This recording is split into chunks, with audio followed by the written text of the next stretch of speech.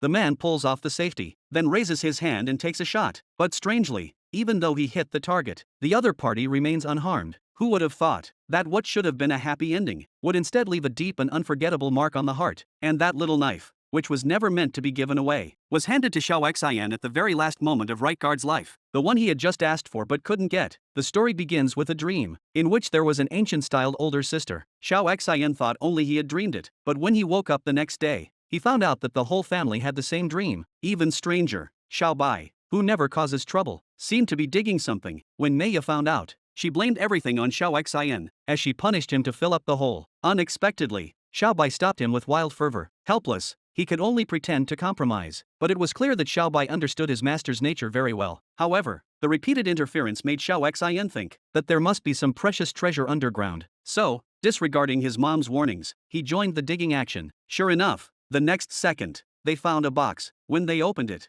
they discovered it was a distress letter Xiao Xian had written 400 years ago. Not only that, but the big sister they had all dreamed of last night. Just when Xiao Xian was troubled about how to meet her, in the blink of an eye, he found himself in a place filled with smoke and gunfire. With Xiao Xian's arrival, the blue sky warrior, who should have fallen to the gun, also noticed the hidden soldiers in the grass. Thus, the enemy's plot was foiled. Later, Right Guard took Xiao Xian back to his home, but looking around, he saw no one else, only servants, who were constantly worrying about his marriage. It turned out Right Guard's family had all passed away. Then Right Guard explained why he didn't marry. He was a warrior, and if he had a wife and children, he would develop attachments to this world. That way, he wouldn't be able to win victories on the battlefield. In this regard, Right Guard wasn't wrong. The real mistake was the unstable times they lived in. The next morning, Xiao Xian shared some funny stories from home with the princess and the others. After a hearty laugh, they learned that all the warriors of the future would disappear. This was hard for Right Guard to believe, but Alien knew that Xiao Xian's era must be full of peace. Then the princess suggested Xiao Xian write a letter to his family. If buried where she appeared, maybe they could contact his family in the future. Sure enough,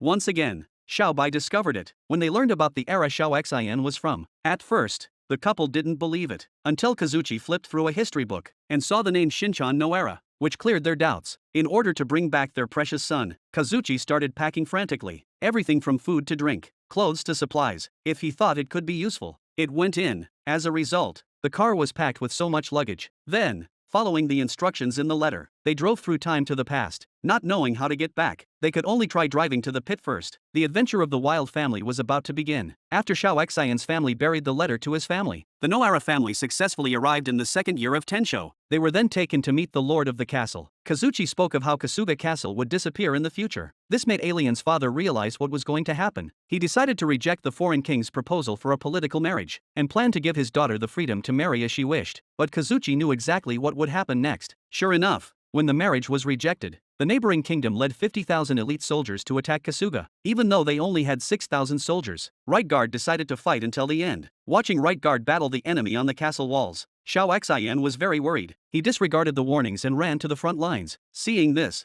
Right Guard quickly jumped down from the high platform, telling Xiao Xian to hurry back, just as Kazuchi was preparing to take him away. Unexpectedly, the enemy had set up ladders, and archers continued to shoot. At this rate, they could die at any moment. Reluctantly, they had no choice but to let the Noara father and son hide nearby. But things got worse. The enemy had prepared a large number of cannons. In just a moment, the first line of defense at the castle was breached. At this point, almost half of the soldiers in Kasuga Castle were dead or wounded, and the enemy's cannon fire was intensifying. The Noara father and son were in immediate danger, while the Noara father and son were putting out fires. Victory in the heavens seemed to tilt slightly under Right Guard's precise shooting. The enemy's cannons were all destroyed. Thus, the Noara father and son managed to survive. Although the first battle ended, everyone knew the enemy outnumbered them. The next battle would be even more dangerous, so the princess prepared silver and food for the Noara family. The next morning, Right Guard gave Kazuchi a weapon to defend himself, and instructed them to follow the army and escape. Thinking they might never meet the people of Kasuga Castle again, the Noara family felt very conflicted inside. Then,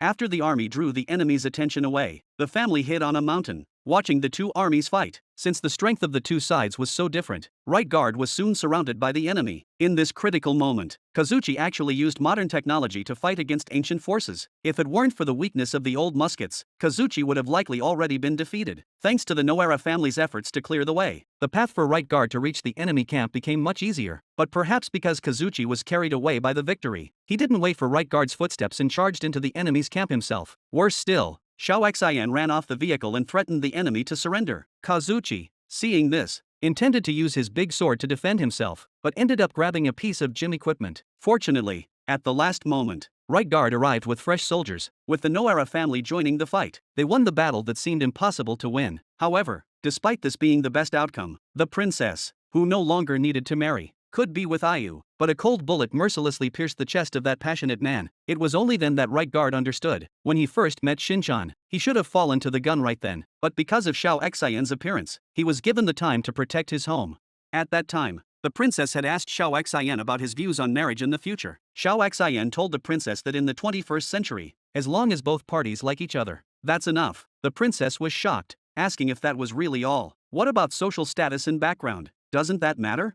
Xiao Xian added that age wasn't a problem either. Clearly, the princess didn't care about differences in social status, but Right Guard never dared to express his true feelings. The only thing he could do was stare blankly at the sky. However, Xiao Xian could tell that Right Guard really liked the princess, because every time he was around her, he would be extremely nervous. Right Guard naturally denied this every time. In his heart, social status differences were an insurmountable gap. Xiao Xian questioned Right Guard. If you weren't a general, would you tell the princess you liked her?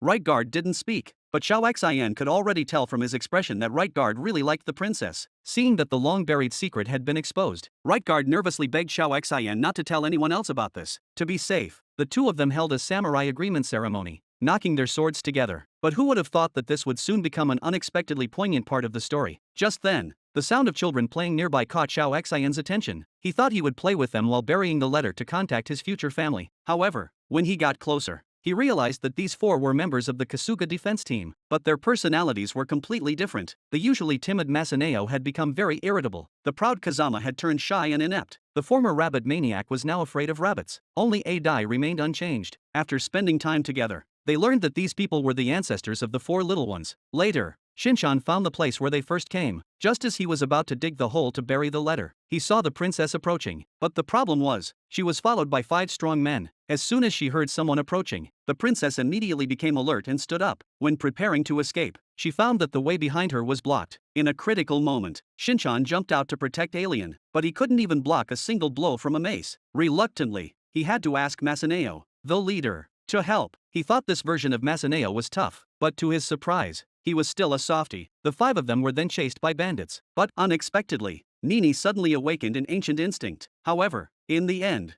they were no match for the tough, muscular bandits. In a life-threatening moment, Right Guard arrived on horseback. Without any effort, he quickly dealt with the bandits. After driving them off, the princess noticed that Right Guard had been injured. She hurriedly helped bandage his wound, which made him feel uneasy and guilty. What was even more surprising was that because she was about to marry a foreign ruler the next day, the princess disregarded the difference in their status and directly threw herself into Right Guard's arms. It turned out the princess only wanted to marry someone she truly liked, but as a general, the deeply ingrained hierarchical thinking in his bones made him never dare to express his true feelings. This made him lose the last opportunity to confess. Later, in order to help Xiao Xian's family come over, everyone worked together to dig a deep pit to bury the letter. Sure enough, the next moment, Noara and his wife appeared above the pit, but a new problem began to trouble them again.